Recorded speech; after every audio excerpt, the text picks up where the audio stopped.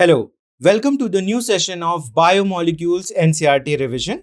In this part, we will study about proteins. So, proteins are actually polypeptides. They are polypeptides. Why they are called polypeptide? Because they are made up of monomers, which is called as amino acids.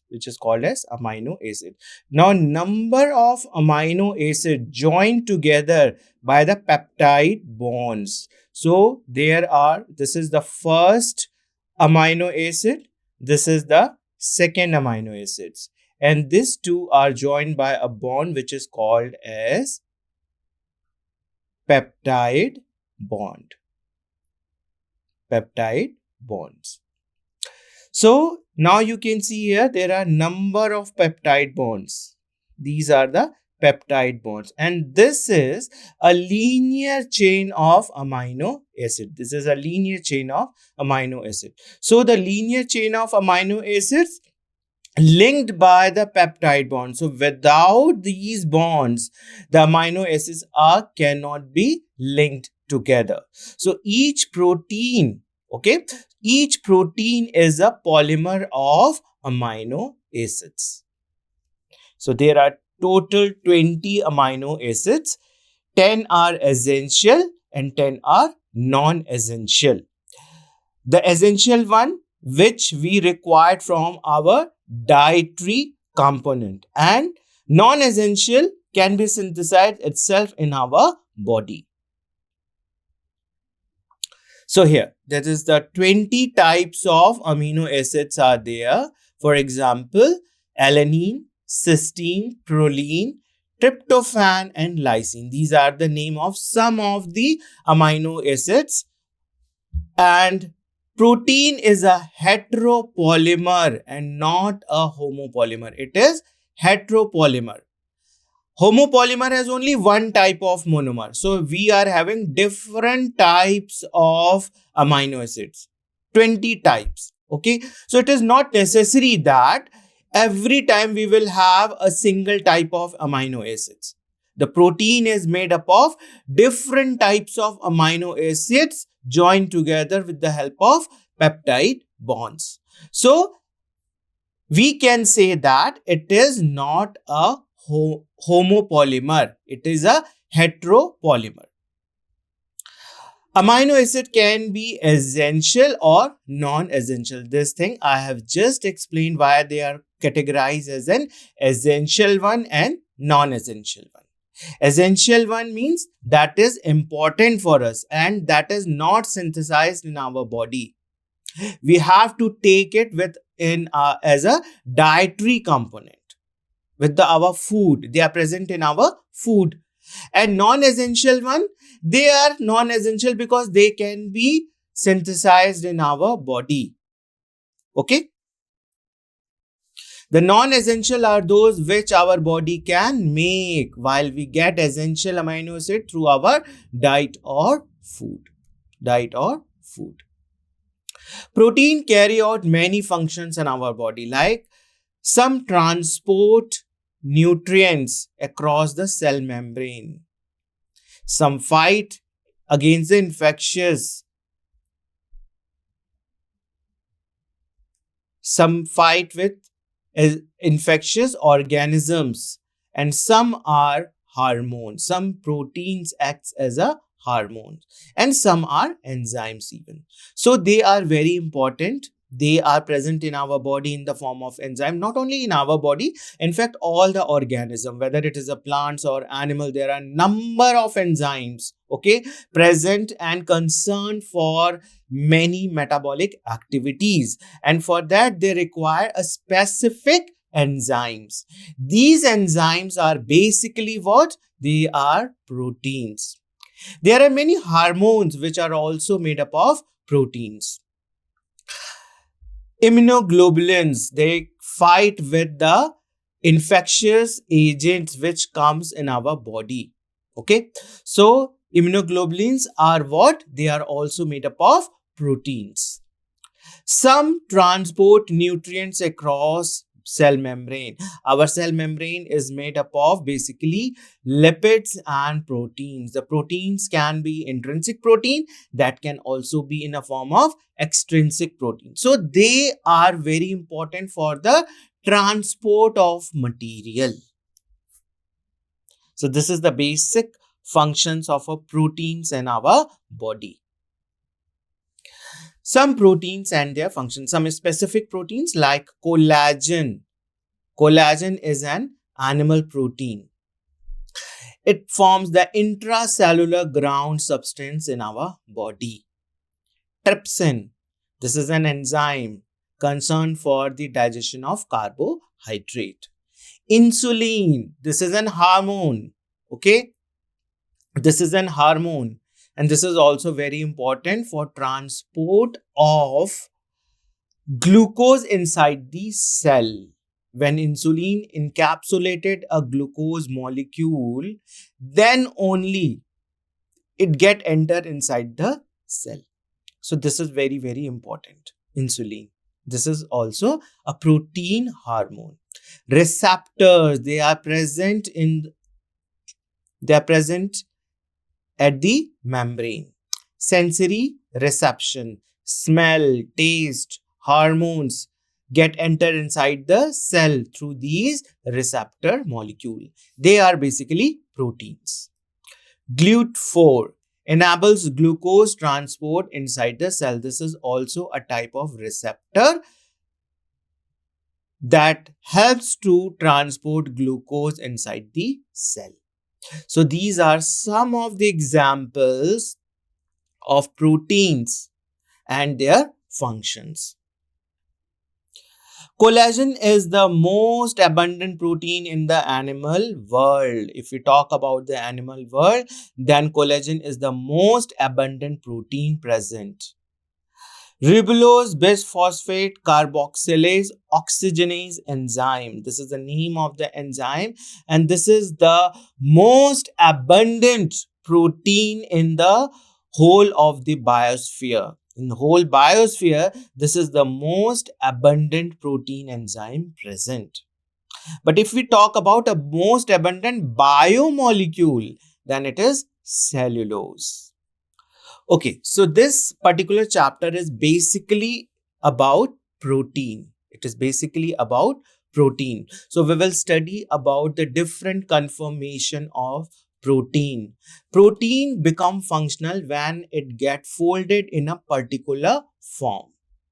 So there are basically 4 different level of folding. First level, that is called as primary structure. Second level, that is called as secondary structure of protein. Third level, tertiary structure of protein. And fourth level, that is quaternary structure of protein. So there are 4 different levels of protein conformation. So protein is basically a heteropolymer containing a strings of amino acids. So if we talk about the linear chain of amino acid, how this amino acid form a linear chain? By forming peptide bond. Linear chain of amino acid, how it is formed? By forming peptide bond. So this is a location of peptide bond.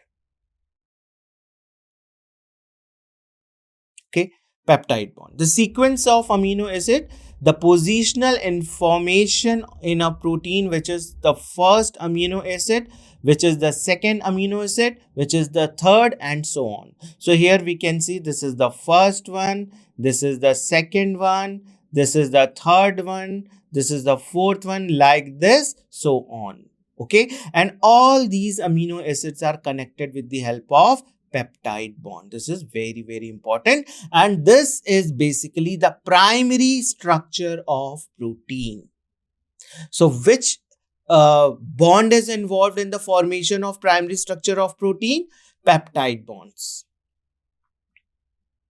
A protein is imagined as a line, the left end represented by the first amino acid always. So this, if this is a linear chain of a protein, and this is the left hand and this is the right hand of this protein or we can say a polypeptide, then this amino acid will be the first one. This is the first amino acid. And here at the end, that is the right hand, that will be the last amino acid. This is the last amino acids. The first amino acid is also called as N-terminal amino acid. Always and always in a polypeptide, the first amino acid is called as N-terminal amino acids. And the last amino acid is called as the C-terminal amino acids. So how these peptide bonds are formed? The two amino acids are joined together by the removal of water molecule, and a peptide bond is formed between the two amino acids. So every amino acid is having N-terminal and C-terminal. So the first one will have N-terminal free. Its C-terminal will form involved in the formation of peptide bond. Okay, so the left end of the polypeptide will have N-terminal amino acid free. Okay. Secondary structure. A protein is a thread does not exist throughout as an extended rigid rod. It is not like this, that it will form a polypeptide. It get folded. How it is done? Only some portions of the protein thread are arranged in the form of helix. So you can see here a helical structure. This is a polypeptide. This is the primary structure, which is also called as a polypeptide. Now it get folded. How it is got folded? It can be in a two form. Either it can be in a alpha helix form, or it can be arranged in a beta pleated sheet form. Okay, the two form is there, and both these two forms is called as secondary structure of protein. So in protein, only the right-handed helices are observed. Here, this is the right-handed helix. This is the right-handed helix. Other regions of the protein thread are folded in other forms, which can be called as secondary structure. So this is one of the conformation of secondary structure of a protein, that is alpha helix. The another one is the beta pleated sheet, as I've just told you. The alpha helix is often involved in the protein-protein interaction. So two protein get interacted. At that particular point, alpha helix is involved. DNA binding. So there are many proteins get attached to the DNA structure. So at the position of alpha helix, it binds with the DNA. And some other structural function as well involved by the alpha helix of the protein structure. Beta sheets can be found in the various protein structure and can be involved in forming core of protein structure or providing structural stability. Here they are involved in the interaction process. Alpha helix are involved in the interaction process. But beta structure doesn't form any such interaction. They are involved in basically the formation of core proteins. Beta pleated sheet structure, two or more polypeptide chain get interconnected by the hydrogen bond. So you have seen in the previous slides that how the pleated sheets are formed. So here, which bond is involved? Hydrogen bond is involved for the formation of beta pleated sheet. Adjacent strands of the polypeptide may run in the same direction. Okay, it may run in the same direction like this. So that is called as parallel beta sheet, and its example is beta carotene. This is the one of the protein which is present in our hair. Or in opposite direction, that is also called as anti-parallel beta sheet. Fibroin of silk. So silk protein is having anti-parallel beta sheet. So if the polypeptide runs in opposite direction, that is called as anti-parallel, then it is an anti-parallel beta sheet. Beta pleated proteins are more extended than the one having the alpha helix structure because it forms the core structure of the protein as well. So here are some of the differences between the alpha helix structure and the beta pleated sheet. So alpha helix can exist as a right-handed or even sometimes as a left-handed helical structure. And this can exist not in a helical form, but it can exist in a parallel or anti-parallel sheet form.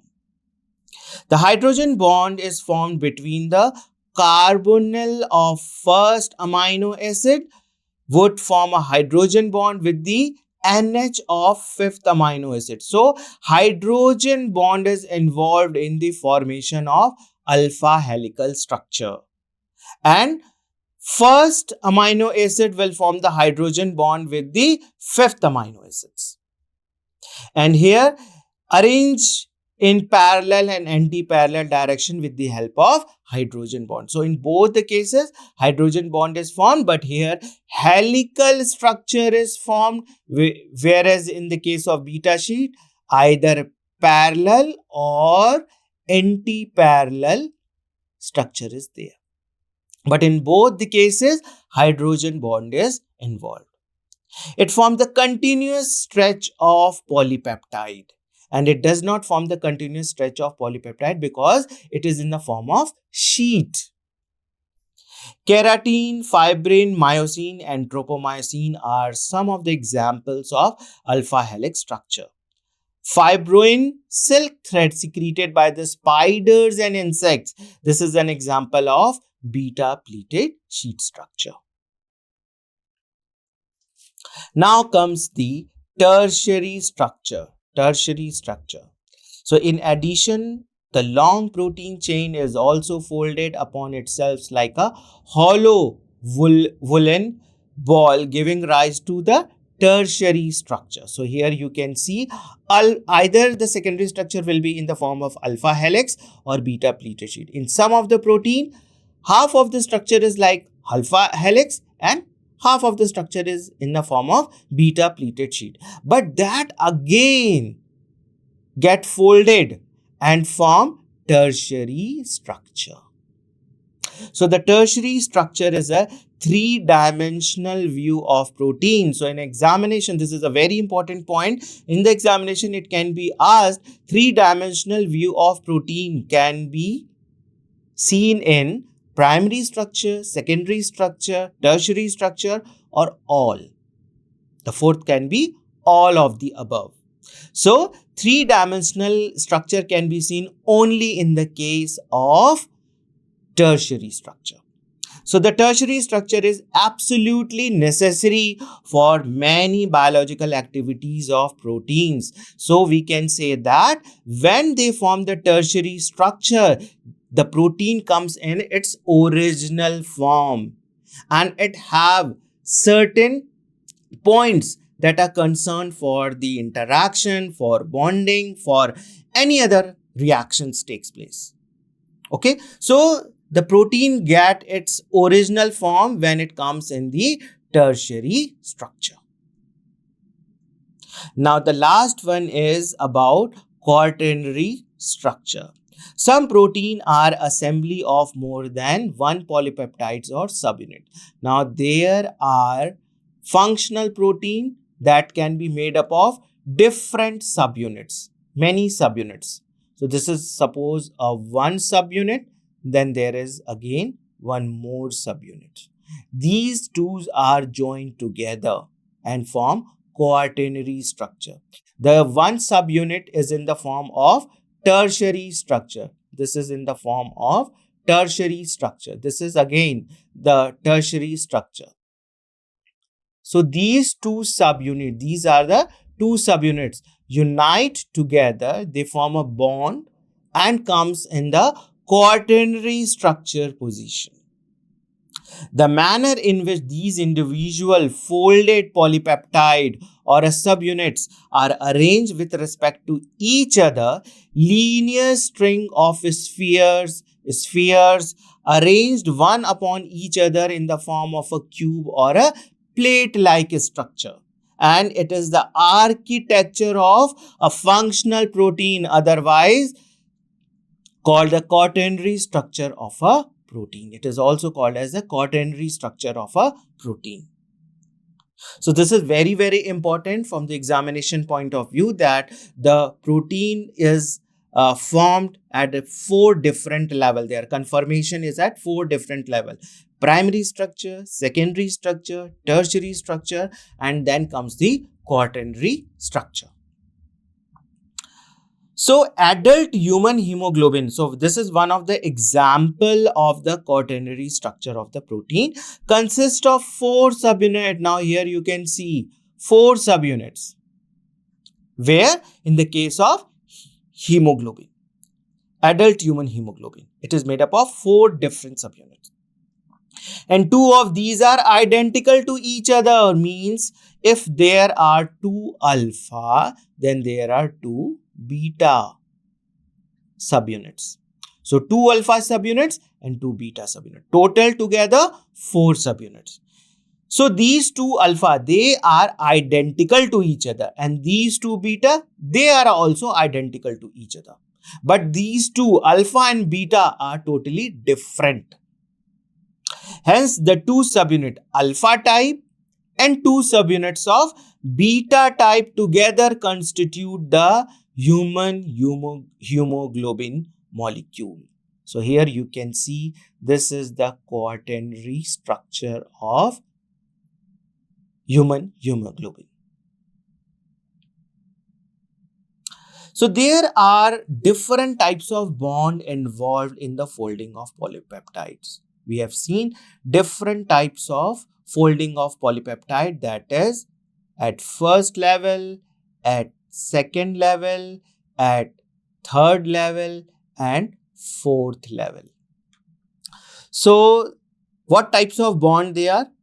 Covalent bond, ionic bond, hydrogen bond, van der Waals interaction. These are some of the very weak interaction. Hydrophobic interaction, this is also comes under the weak interaction, but they are very, very important, these weak interactions even. Covalent bond. So peptide bond is the covalent bond, and also the sulfide link, disulfide linkage, which is called as.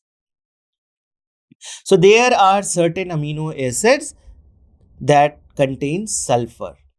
Cysteine, this is one of the example which contains the sulfur.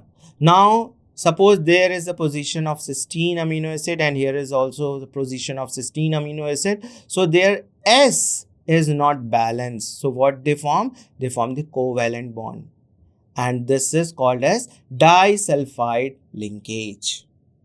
Peptide bond, earlier we have seen in the first slide that at the first primary structure of protein, that peptide bond is also a example of the covalent bond. Okay.